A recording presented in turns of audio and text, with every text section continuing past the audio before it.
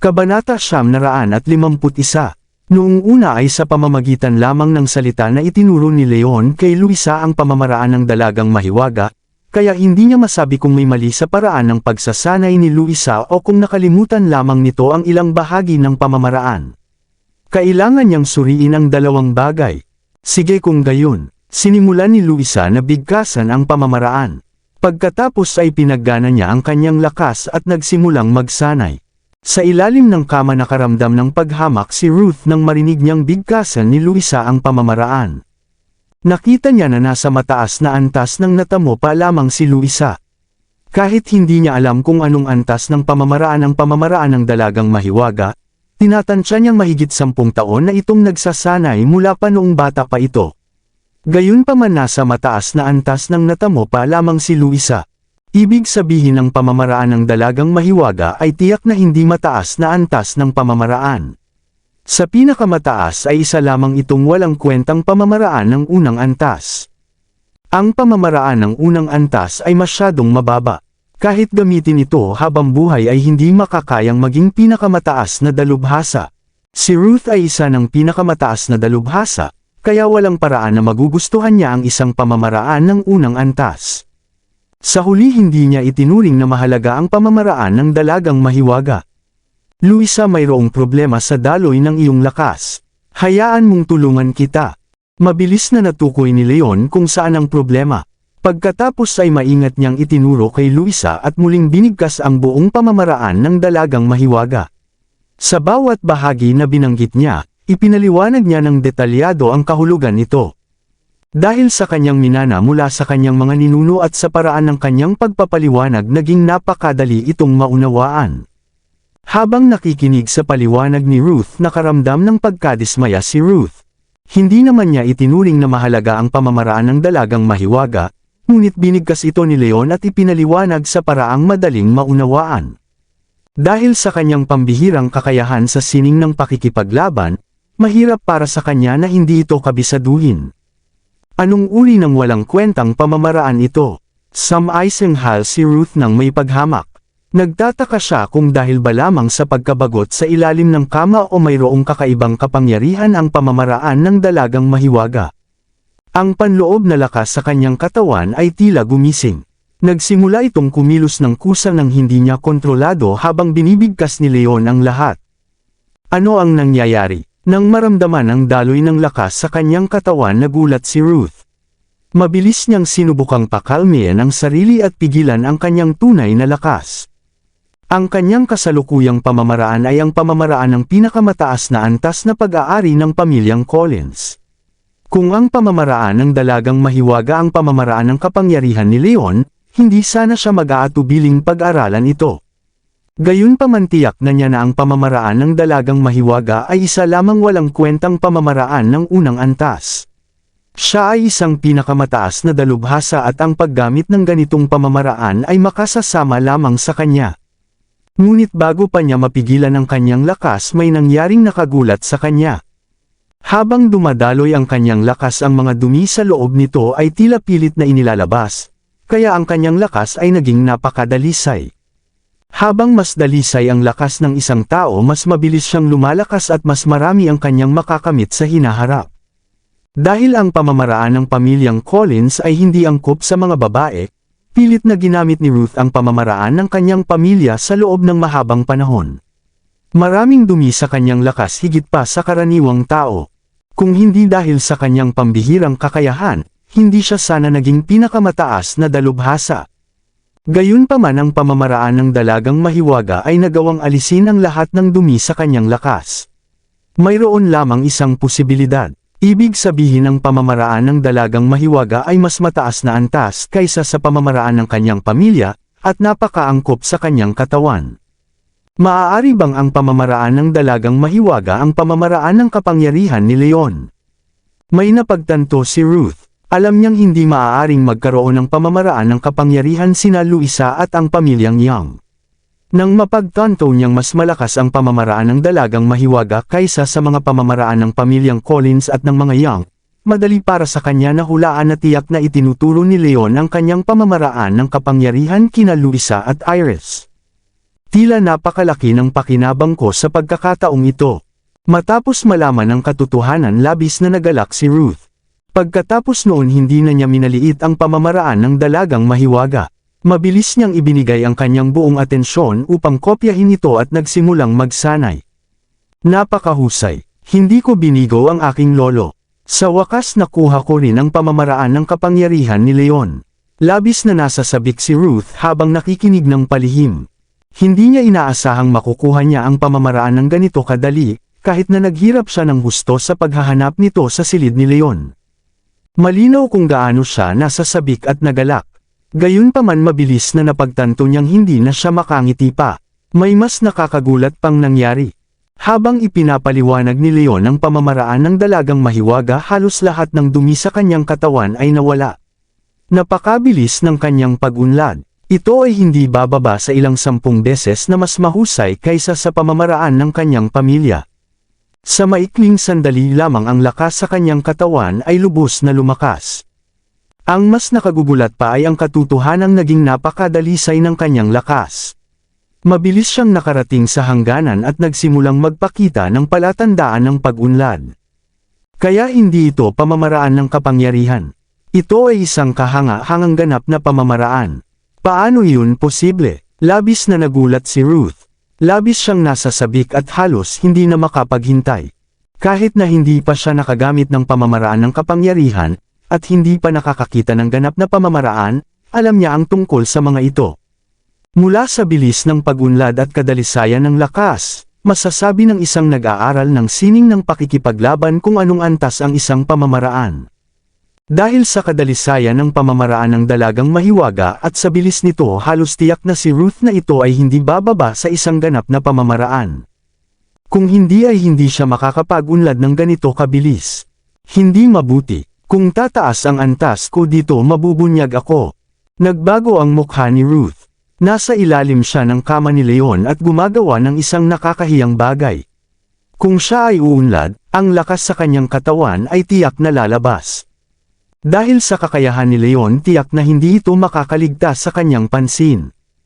Pagkatapos noon hindi na siya makakatakas. Gayunpaman hindi ito isang bagay na kaya niyang kontrolin lamang. Hindi na niya ito mapigilan pa. Boom! Sa sandaling iyon, habang ipinapaliwanag at ginagabayan ni Leon si Luisa, sa wakas ay nakapag-unlad na rin siya.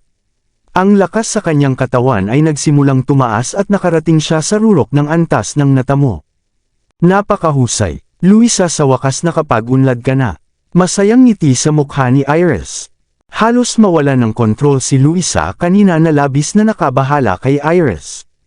Nakaiwas sa panganib si Luisa dahil kay Leon at maayos na nakapag-unlad. Sa wakas makakahinga na ng maluwag si Iris. Leon, salamat sa iyo. Masayang yamakap si Luisa kay Leon, at labis ang kanyang kagalakan. Salamat sa Diyos, walang naging panganib, nakangiting sabi ni Leon. Bago pa matapos ang kanyang sinabi, bigla siyang nakaramdam ng isang bagay. Biglang nawala ang ngiti sa kanyang mukha. Boom! Halos sa parehong oras isang napakalakas na lakas ang nagmula sa ilalim ng kama. Mula sa lakas na iyon madali niyang natukoy na ang taong iyon ay malamang na isang gitnang pinakamataas na dalubhasa. Ito ay katulad ng antas niya at ang ganitong lakas ay sapat na upang tawaging napakalakas na mandirigma sa lungsod ng Springfield.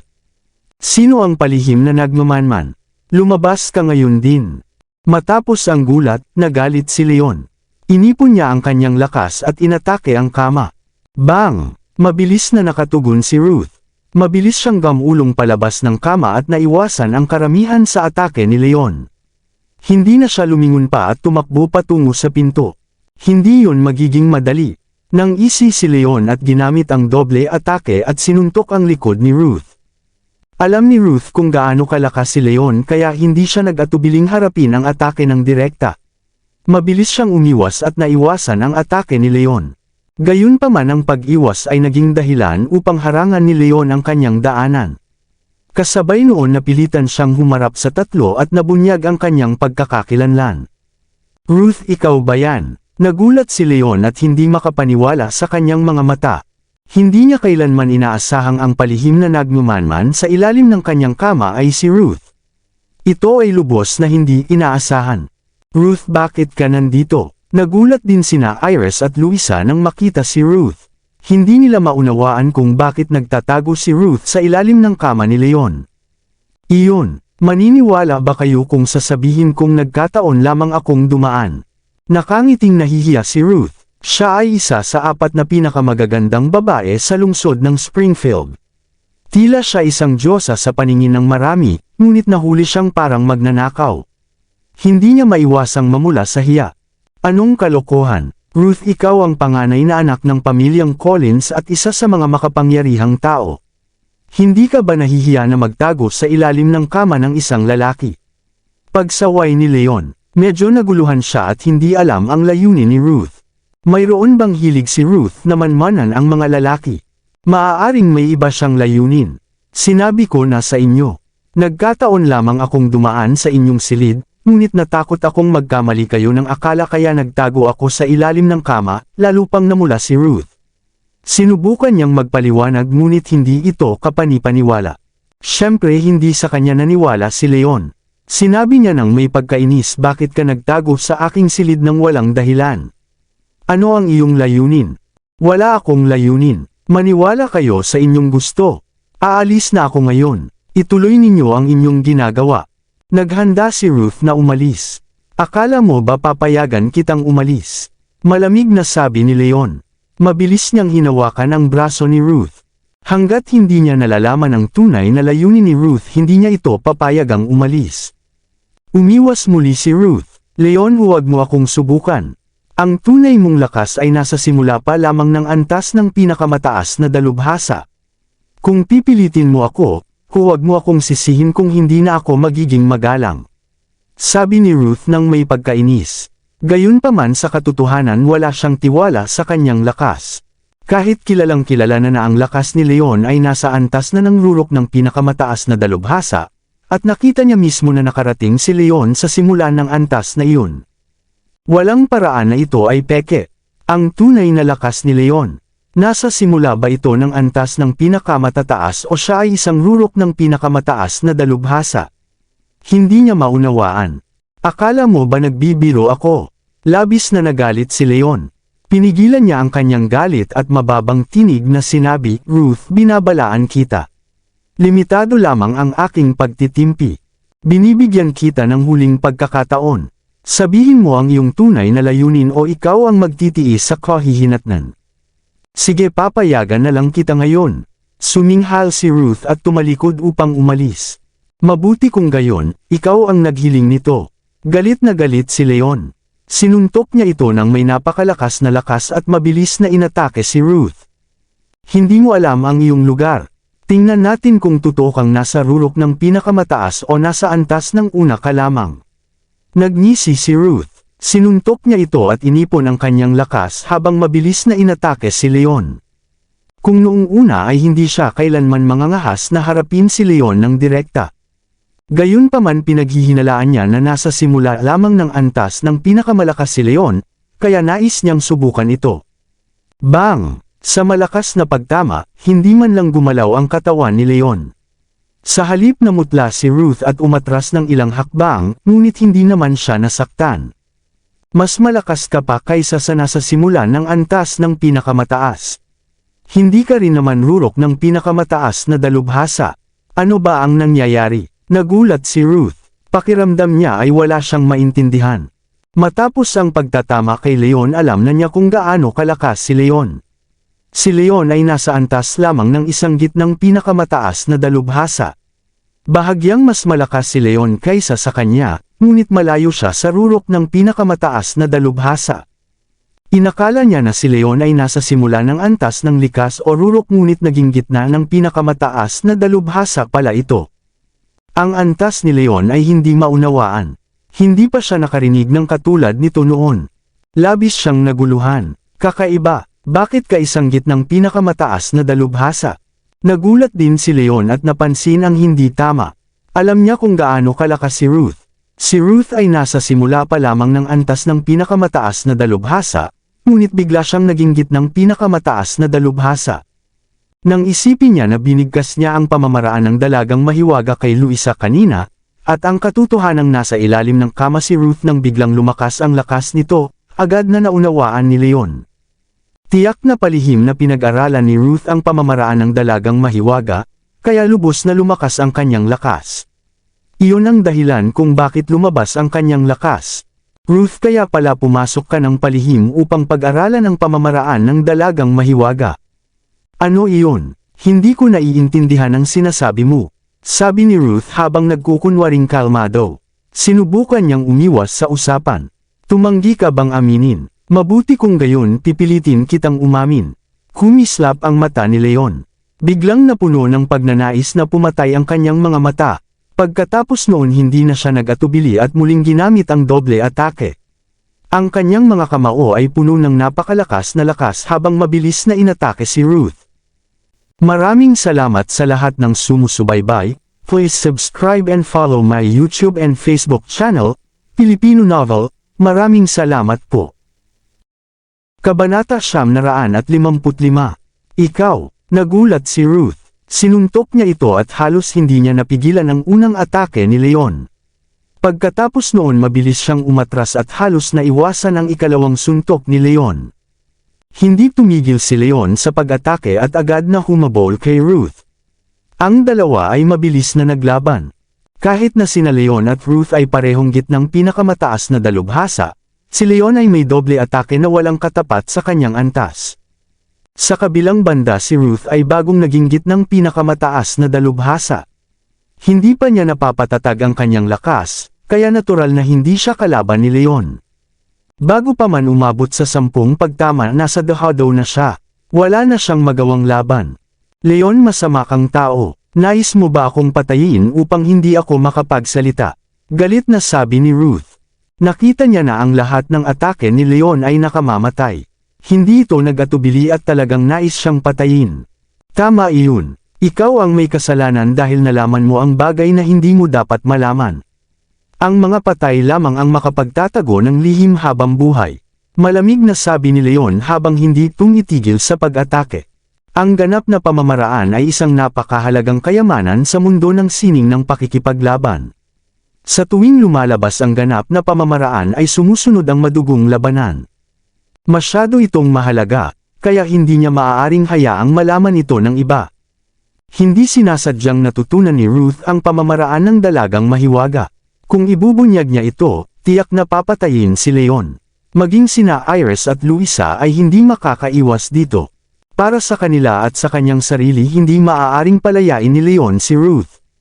Kung hindi ay magiging napakalala ng kahihinatnan. Ikaw, nagulat at nagalit si Ruth nang maramdaman ang pagnanais na pumatay mula kay Leon. Hindi niya inaasahang magiging ganito kabila si Leon. Wala itong ipinakitang awa. Gayunpaman alam niya kung gaano kahalaga ang ganap na pamamaraan. Kung siya ang nasa kalagayan ni Leon, papatayin din niya ang anumang banta. Boom! Habang nag-aalala si Ruth, hinarangan ni Leon ang kanyang daanan ng isang suntok. Pagkatapos noon inilabas niya ang kanyang nakamamatay na atake. Ang doble atake ay dumating kay Ruth nang may napakalakas na lakas. Kasumpa-sumpa ka, dumilim ang mukha ni Ruth. Nais niyang umiwas ngunit hinarang na siya ni Leon. Wala na siyang matatakbuhan. Ito ang sandali ng kawalan ng pag-asa.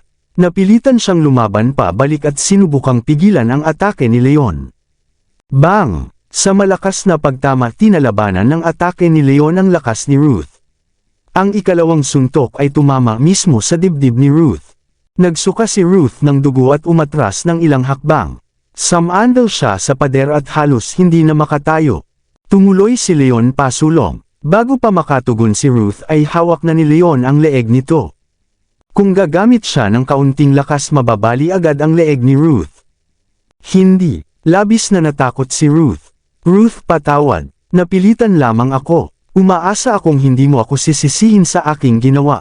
Bumantong hininga si Leon. Hindi siya malupit na tao at hindi pa nakapatay ng sinuman noon. Gayunpaman ang ganap na pamamaraan ay masyadong mahalaga upang magkaroon ng pagkakamali. Bigla siyang naguluhan. Hindi niya alam kung dapat ba niyang patayin si Ruth. Hindi. Leon, nakalimutan mo na ba na tinulungan kita 2 araw na ang nakakaraan? Kung papatayin mo ako ngayon, hindi ka ba nagiging taong walang utang na loob? Labis na nagulat at natakot si Ruth at naramdaman ang takot sa kamatayan sa unang pagkakataon sa kanyang buhay. Iyon, nagulat si Leon. Agad niyang naalala kung paano siya tinulungan ni Ruth. Ilang araw na ang nakakaraan sa bat-ikan ng Zerby, halos mapahamak siya sa kamay ni Theodore. Kung hindi dumating sa tamang oras si Ruth kasama ang kanyang mga tauhan, hindi sila makakaligtas ni Iris. Ito ay utang na kailangan niyang bayaran. Kung papatayin niya si Ruth sa sandaling iyon magiging napakalupit niya. Gayunpaman ang ganap na pamamaraan ay may kinalaman sa buhay ni na Leon, Iris, at Louisa. Kung papayagan niya lamang si Ruth na umalis at ibunyag ito ni Ruth sa mga Collins magiging kapahamakan ang kahihinatnan. Leon, ayos lang iyon. Huwag mo nang takutin si Binibining Collins. Nagkataon lamang na natutunan niya ang bahagi ng pamamaraan ng dalagang mahiwaga. Hindi naman iyon masyadong masama, mabilis na sabi ni Iris. Hindi siya masyadong nakakaalam tungkol sa sining ng pakikipaglaban at mga pamamaraan nito. Alam lamang niya na ang pamamaraan ng dalagang mahiwaga ay isang kahanga-hangang pamamaraan, ngunit hindi niya alam kung gaano ito kahalaga. Siyempre kahit alam niya iyon hindi niya papayagan si Leon na pumatay ng iba. Kung hindi paano na lamang magiging kaiba si Leon sa mga masasamang tao na pumapatay lamang upang makakuha ng mga mahahalagang pamamaraan. Tama iyon, Leon natutunan lamang naman ni Binibining Collins ang unang bahagi ng pamamaraan ng dalagang mahiwaga. Hindi niya pa alam ang buong pamamaraan, kaya bakit ka magiging ganito kalupit? Sabi rin ni Louisa, ang pamamaraan ng dalagang mahiwaga ay isang kahanga-hangang pamamaraan. Napakalalim at napakahirap nito. Hindi pa siya sapat na malakas kaya natutunan lamang niya ang unang bahagi ng pamamaraan at iyon din ang ipinaliwanag ni Leon. Kahit palihim itong natutunan ni Ruth, kalahati lamang ang alam niya. Hindi naman iyon masyadong masama. Iris, Louisa, hindi kasing simple ng inaakala ninyo ang mga bagay na ito, nakakunot ang noo ni Leon ngunit lalo siyang nag-alinlangan. Oo, hindi ko talaga naiintindihan, ngunit hindi naman si Binibining Collins lamang ang natuto ng pamamaraan ng dalagang mahiwaga. Kami rin ni Louisa, dahil hindi namin ito ikakalat sa palagay ko ay hindi rin ito sasabihin ni Binibining Collins sa iba. Habang sinasabi iyon ni Iris Commandant siya kay Ruth, tama ba ako Binibining Collins? Sa tingin ni Iris agad na naunawaan ni Ruth. Mabilis siyang tumango, oo tama iyon. Leon, tinitiyak ko sa inyo hinding-hindi ko sasabihin sa sinuman ang tungkol sa pamamaraan ng dalagang mahiwaga. Maaari pa akong sumumpa kung nais ninyo. Tumigil sandali si Ruth at gumawa ng sumpa. Iyon. Dahil sa mga salita nina Iris at Louisa at sa pangako ni Ruth nagsimulang mag-alinlangan ang puso ni Leon. Leon, alam kong nag-aalala ka na baka may masamang mangyari kung sasabihin ko ito sa iba, ngunit isipin mo na lamang. Kasama ninyo ako sa parehong sitwasyon ngayon. Kung sasabihin ko ito sa sinuman, ako rin ang mapapahamak. Ano ang mapapakinabangan ko doon? Nang makitang nag-aalinlangan si Leon, mabilis na idinagdag pa ni Ruth. Oo, totoo iyon. Nag-isip si Leon at mabilis na nakumbinsi ni Ruth. Dahil natutunan ni Ruth ang pamamaraan ng dalagang mahiwaga tulad nina Iris at Louisa, mahihirapan din siya kung malalaman ito ng iba. Hindi naman tanga si Ruth, kaya walang paraan na gagawa siya ng ganoong katangahan. Higit pa roon ang unang bahagi lamang ng pamamaraan ng dalagang mahiwaga ang natutunan ni Ruth. Bago pa niya matutunan ang buong pamamaraan, hindi siya gagawa ng anumang kalokohan. Kung hinding-hindi niya makukuha ang buong pamamaraan. Alam na alam ni Leon na matalino si Ruth at tiyak na alam nito ang dapat niyang gawin. Ruth, dahil ipinagtatanggol kanina Iris at Louisa papayagan na kita sa pagkakataong ito. Gayunpaman tapat akong magsasabi, kung mangangahas kang sabihin sa sinuman ang tungkol sa pamamaraan ng dalagang mahiwaga, hinding-hindi kita patatawarin kahit saan ka pa magtago. Malamig na sabi ni Leon. Dahan-dahan niyang binitawan ang leeg ni Ruth. Huwag kang mag-alala, hindi ko sasabihin sa sinuman. Sa wakas nakahinga na ng maluwag si Ruth. Hindi niya maiwasang magalak na nakaiwas siya sa kamatayan. Pagkatapos noon, hindi niya nakalimutang magpasalamat kina Iris at Louisa sa pamamagitan ng tingin. Sige, dahil natutunan mo na ang kalahati ng pamamaraan ng dalagang mahiwaga, sapat na iyon upang makarating ka sa antas ng Panginoon sa loob ng 3 taon. Wala ka ng dahilan na manatili pa rito. Ihanda mo na ang iyong mga gamit at umalis ka na. Malamig na sabi ni Leon habang sinusubukang paalisan si Ruth. Ang kasunduan nila ni George ay tulungan si Ruth na makarating sa antas ng Panginoon sa loob ng 3 taon. Dahil ninakaw ni Ruth ang kalahati ng pamamaraan ng dalagang mahiwaga, sa pambihirang kakayahan ni Ruth at sa lalim ng pamamaraang ito malamang ay makakarating si Ruth sa antas ng Panginoon sa loob lamang ng 1 taon. Kung gayon wala na talagang dahilan si Ruth na manatili pa. Paano yun magiging posible? Nagulat si Ruth nang nais siyang paalisan ni Leon. Leon, huwag mo naman gawin iyon. Ayaw kong umalis. Huwag mo akong paalisan, pakiusap. Nagsimulang magmakaawa si Ruth. Nagtago siya sa ilalim ng kama kahit nakakahiya upang hindi mapansin ni Leon at mapaalis. Ngunit ginawa nga ni Leon ang kinatatakutan niya. Kung noong una ay aalis na siya ng walang pag-aalinlangan, kahit sa kaunting paghamak lamang ni Leon dahil siya ay isang Collins at isa sa 4 na pinakamagagandang babae sa lungsod ng Springfield. Ngunit iba na ang sitwasyon ngayon. Ang ganap na pamamaraan ay isang bagay na maaaring hindi na niya muling makita kailanman. Ito ay kayamanan na pinapangarap ng bawat nag-aaral ng sining ng pakikipaglaban kasama na siya. Kalahati pa lamang ang natutunan niya at lubos na naitaas na ang kanyang lakas. Walang paraan na aalis siya bago pa niya matutunan ang kabilang kalahati. Hindi, wala na itong pag-uusapan, matatag na sabi ni Leon. Pumasok ng palihim si Ruth sa kanyang silid na may masamang layunin. Walang paraan na papayagan niyang manatili ang isang taong puno ng panlilinlang. Sige, paalisan mo ako kung nais mo. Ituro mo lamang sa akin ang kabilang kalahati ng pamamaraan ng dalagang mahiwaga, at aalis na ako agad. Tuso na sabi ni Ruth. Ano, nangangarap ka ba? Nagulat si Leon. Hindi siya nag-atubiling magdagdag. Ruth, binabalaan kita. Napakabait ko na sa iyo dahil hindi kita pinarusahan sa pagnanakaw mo ng pamamaraan ng dalagang mahiwaga, huwag mo naman akong subukan. Ang lupit mo naman, bulong ni Ruth. Pagkatapos noon nakangiti siya ng nakakaakit at malambing na sinabi, Leon, huwag ka nang magalit. Makinig ka sa akin.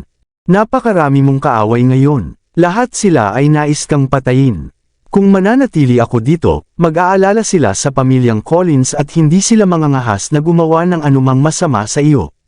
Sa sandaling umalis ako, maaari na nilang samantalahin ang pagkakataon at atakihin ka, pati na rin si Iris. Iyon, nawala nang masabi si Leon. May katotohanan ang sinabi ni Ruth. Hindi naman talaga makabubuti sa kanya kung paalisan niya ito. Sige, kung gayon maaari kang manatili. Nag-alinlangan sandali si Leon bago pumayag ng hindi ninais. Napakahusay. Labis na nagalak si Ruth at ngumiti ng napakaganda. Hanggat pinapayagan siya ni Leon na manatiling may pagkakataon siyang matutunan ang buong pamamaraan ng dalagang mahiwaga. Ito ay isang ganap na pamamaraan. Napakabihira nito. Malinaw kung gaano siya nagalak. Huwag ka munang magalak. Binabalaan kita. Kung gagawa ka muli ng anumang kalokohan sa hinaharap, hindi na ako mag-aatubili. Malamig na babala ni Leon. Oo, naiintindihan kong ngumiti ng payak si Ruth. Sa wakas nakita niya na napakabait pala talaga ni Leon sa kabila ng kanyang panlabas na anyo.